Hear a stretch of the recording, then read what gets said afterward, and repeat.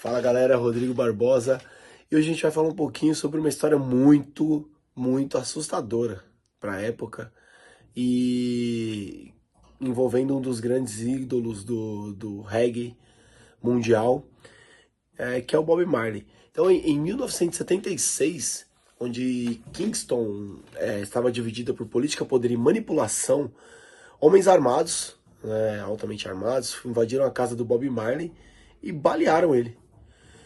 Balearam a esposa, empresário, entraram para matar literalmente o Bob Marley.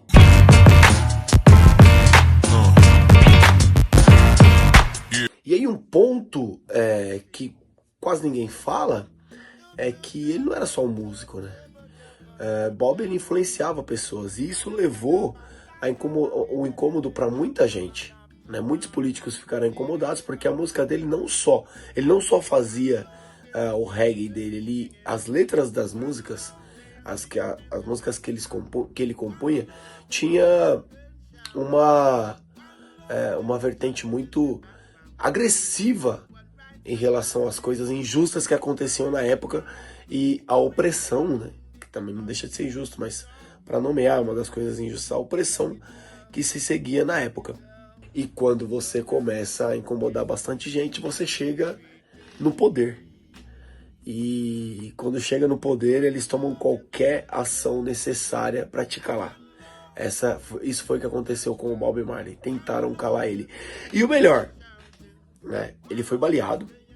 Não o melhor que ele foi baleado. A história fica melhor. Ele foi baleado, ele subiu no palco. E não foi porque ele era um cara corajoso, não. Mas ele queria mostrar que calar ele, era o que os poderosos realmente queriam. Então ele subiu no palco mesmo baleado 2 dias depois, num show que foi um show pela paz. O show era de paz. E ele subiu baleado e ele cantou nesse show.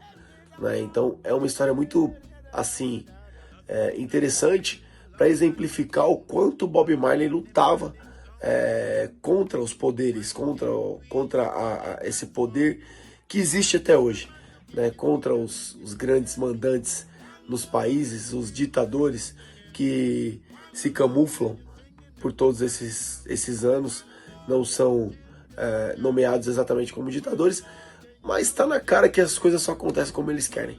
Né? Então, a política suja, o poder sujo, a manipulação do povo, a manipulação que a TV fazia, ou faz até hoje, inclusive, na cabeça do povo. Não que eu não assista a TV, tá, gente? Eu assisto. Mas eu não sou manipulado pela televisão. Eu faço o que eu quero na hora que eu quero e eu acredito num bem maior. E a pergunta que fica aqui não é quem atirou no Bob Marley. A pergunta aqui é quem se beneficiava se ele fosse silenciado no show, se ele não conseguisse cantar. Quem que era o beneficiado dessa história? E até hoje não foi descoberto quem foi realmente que atirou em Bob Marley.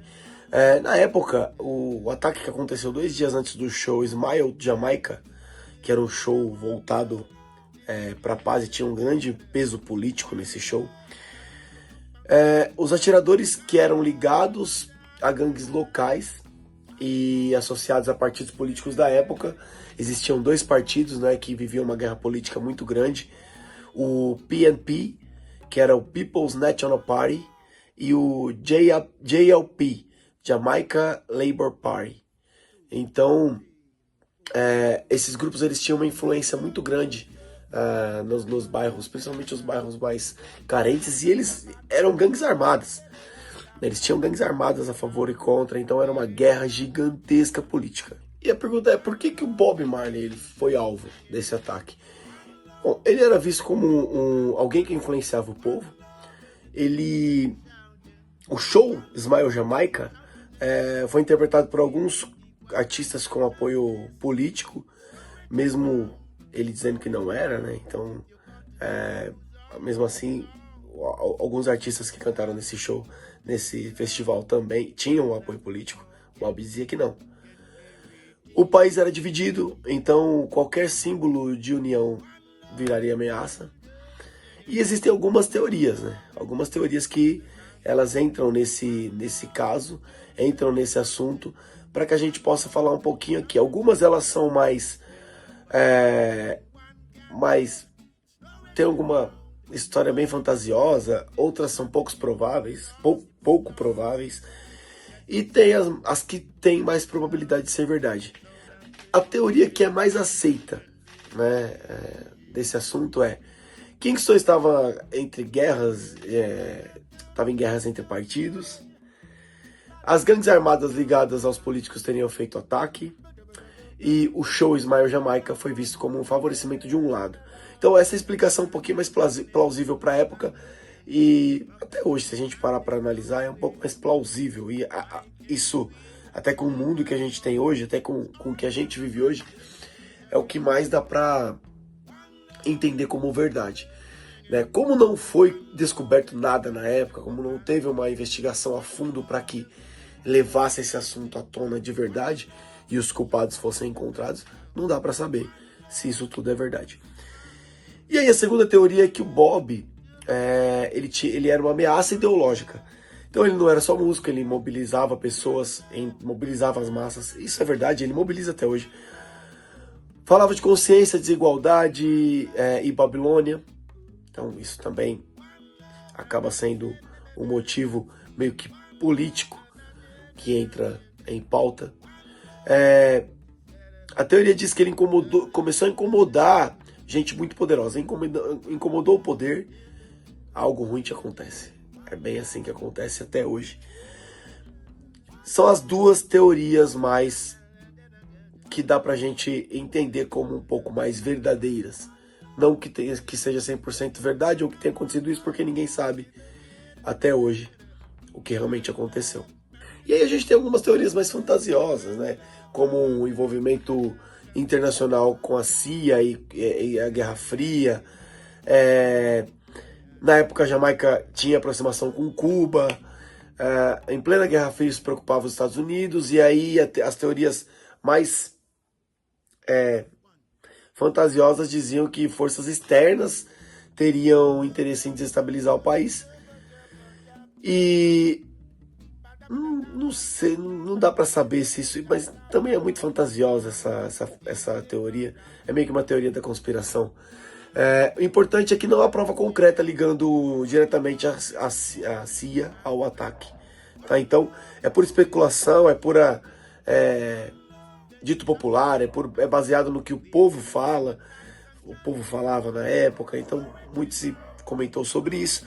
E tem as teorias mais extremas, né, que são conspirações amplas envolvendo elites globais. Isso, teoria da conspiração é desde sempre coisas absurdas que falam sobre coisas muito fantasiosas.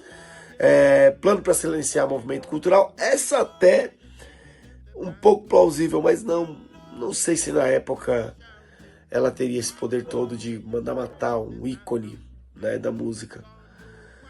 E aí é como se falasse pra ele: fica na música ou você vai ter problema, entendeu? Só que a música dele era a música mesmo que fazia o pessoal pensar, que faz até hoje, que faz o pessoal abrir a mente, que é o que trazia um pouquinho mais de discernimento na cabeça das pessoas sobre a política, sobre o amor, sobre a paz, sobre a união, sobre os povos pretos, sobre tudo que vocês imaginarem, que ainda hoje existe essa pauta. Então, vocês sabem do que eu tô falando.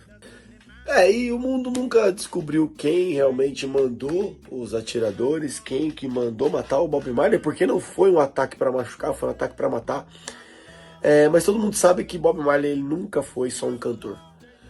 Bob Marley ele foi um ícone mundial que até hoje ele não sai da boca das pessoas, tanto com as músicas quanto com as ideologias que ele tinha, com as frases de impacto que todo mundo posta aí hoje. Na era das redes sociais, todo mundo posta frasezinhas do Bob Marley e ela cabe muito para os dias de hoje. Não foi um atentado, foi um aviso, e é isso aí. Além dos dreads, siga, compartilhe e nos vemos no próximo vídeo. Já Rastafari!